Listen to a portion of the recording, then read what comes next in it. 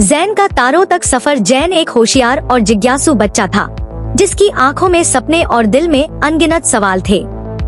उसकी घुंघराली काली बालें थी और बड़ी बड़ी आंखें जो हर चीज को कौतूहल से देखती थी। उसे सीखना बहुत पसंद था, लेकिन सबसे ज्यादा सोलर सिस्टम की दुनिया मोहती थी। हर रात वह अपनी खिड़की के पास बैठकर तारों को टकटकी लगाकर देखता और सोचता कि इन चमकते सितारों के पार क्या होगा। उसका कमरा भी एक छोटा ब्रह्मांड यूनिवर्स जैसा था।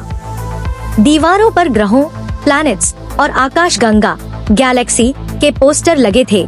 छत पर चमकने वाले सितारे चिपके थे और उसकी अलमारी में अंतरिक्ष यात्रियों, एस्ट्रोनॉट्स, रॉकेट और ब्रह्मांड के रहस्यों पर किताबों का ढेर था। उसकी सबसे पसंदीदा चीज थी उसकी दूरबीन टेलीस्कोप, जो उसे पिछली सालगिरह पर उसके माता पिता ने दी थी। वह घंटों इसे देखकर चंद्रमा, मून के गड्ढों, क्रेटर्स का निरीक्षण करता, ग्रहों को खोजने की कोशिश करता और सोचता कि अंतरिक्ष स्पेस में और क्या क्या राज छुपे हैं। एक शाम जब स्कूल में उसकी अध्यापिका ने सौरमंडल के बारे में पढ़ाया था, जैन बिस्तर पर लेटकर उसी के बारे में सोचने लगा। क्या मैं भी कभी तारों के बीच उड़ सकता हूँ? उसने सोचा। धीरे धीरे उसकी आंखें भारी होने लगी और वह नींद में डूब गया। लेकिन यह कोई साधारण सपना नहीं था। जैन ने खुद को एक चमकते सफेद अंतरिक्ष यात्री के सूट में खड़े पाया। उसने चमचमाते हेलमेट और ऑक्सीजन टैंक पहने थे। वह एक बड़े लॉन्च पैड पर खड़ा था और उसके सामने एक विशाल रॉकेट खड़ा था, जिसकी इंजन हल्के हल्के गड़गड़ा रही थी। स्वागत है, जैन, अचानक एक आवाज गूंजी। उसने इधर उधर देखा और पाया कि एक चमकती हुई आकृति उसके सामने थी, जो सितारों की तरह झिलमिला रही थी। तुम्हारा अंतरिक्ष प्रेम सुना गया है और आज की रात तुम्हें सौरमंडल की सैर पर ले जाया जाएगा। जैन का दिल तेजी से धड़कने लगा। उसने खुशी खुशी रॉकेट में कदम रखा। गिनती शुरू हुई। 3, 2, 1, उड़ान भरो। रॉकेट जोर से गरजा और एक झटके में जैन आकाश में उड़ गया। बादलों को पार करते हुए वह अंतरिक्ष में जा पहुंचा। उसने नीचे देखा। पृथ्वी अब एक नीला और हरा चमकता गोला बन चुकी थी। रॉकेट धीरे हुआ तो जैन ने महसूस किया कि वह अब अंदर नहीं, बल्कि अंतरिक्ष में तैर रहा था। उसने हंसते हुए एक गोता लगाया और घूमने लगा। तभी उसने एक छोटा पत्थरों से भरा ग्रह देखा, बुध, मरकरी, जो सूर्य के सबसे पास था। जैन उसकी सतह पर उतरा। यहाँ हर तरफ गड्ढे ही गड्ढे थे। उसने जमीन छुई, जो बहुत खुरदुरी और सूखी थी। यहाँ बहुत गर्मी है, उसने कहा। यहाँ हवा नहीं थी, पानी नहीं था, बस सूखी जमीन फैली थी। तुम सूर्य के इतना पास कैसे रहते हो? जैन ने पूछा।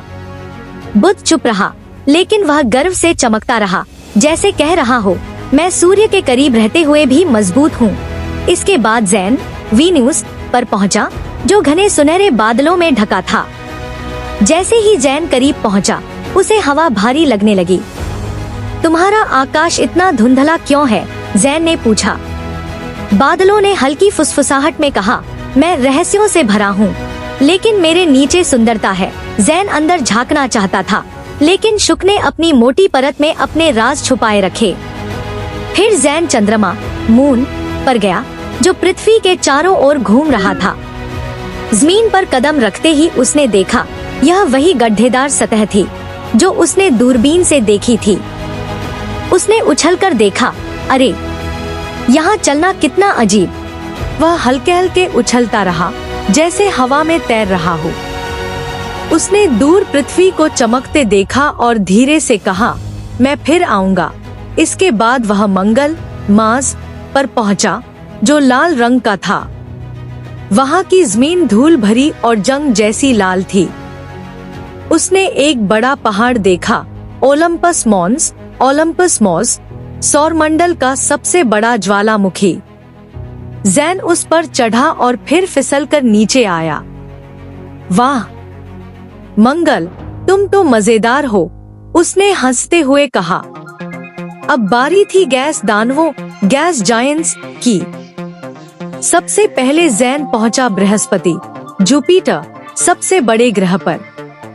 उसने विशाल लाल धब्बा ग्रेट रेड स्पॉट देखा जो एक तूफान था जो सदियों से चल रहा था। तुम तो बहुत ताकतवर हो, जैन ने कहा। बृहस्पति गरजता हुआ बोला, मैं सौरमंडल का रक्षक हूँ। इसके बाद जैन पहुँचा शनि सैटर्न पर, जिसकी चमचमाती छल्ले रिंग्स उसे अद्भुत बना रहे थे। जैन ने हाथ बढ़ाया लेकिन छल्ले उससे दूर ही रहे। तुम सबसे सुंदर ग्रह हो, जैन ने कहा। इसके बाद वह अरुण यूरेनस पहुंचा जो हल्के नीले रंग का था और एक तरफ झुका हुआ था। तुम इतना तिरछे क्यों हो, जैन ने पूछा। अरुण चुपचाप घूमता रहा। तुम अलग हो और यही तुम्हारी खूबसूरती है, जैन ने मुस्कुराते हुए कहा। फिर वह पहुंचा वरुण नेपच्यून पर, जो सबसे दूर और गहरे नीले रंग का था। वहाँ बहुत तेज हवाएं चल रही थी। तुम तो सबसे तेज हवा वाले ग्रह हो, जैन ने चिल्लाया। वरुण गरजता रहा जैसे अपनी ताकत दिखा रहा हो। अंत में जैन बौने ग्रह ड्वार्फ प्लैनेट प्लूटो पर पहुंचा। यह छोटा, ठंडा और अकेला था। तुम अब ग्रह नहीं कहे जाते, फिर भी तुम खास हो, जैन ने कहा। प्लूटो हल्की मुस्कान के साथ टिमटिमाया। जैन ने चारों ओर देखा। इतने बड़े सौरमंडल में हर ग्रह अलग और अनोखा था। अचानक चमकती आकृति फिर आई। जैन, तुम्हारा दिल जिज्ञासा और सपनों से भरा है। सीखना मत छोड़ना। एक दिन तुम सच में सितारों तक पहुंचोगे। जैन को महसूस हुआ कि वह नीचे जा रहा है। धीरे धीरे वह वापस पृथ्वी पर पहुंचा और अपनी आंखें खोली। क्या यह सपना था? लेकिन यह सपना नहीं, एक वादा था। एक दिन जैन अंतरिक्ष यात्री बनेगा और सितारों तक पहुंचेगा।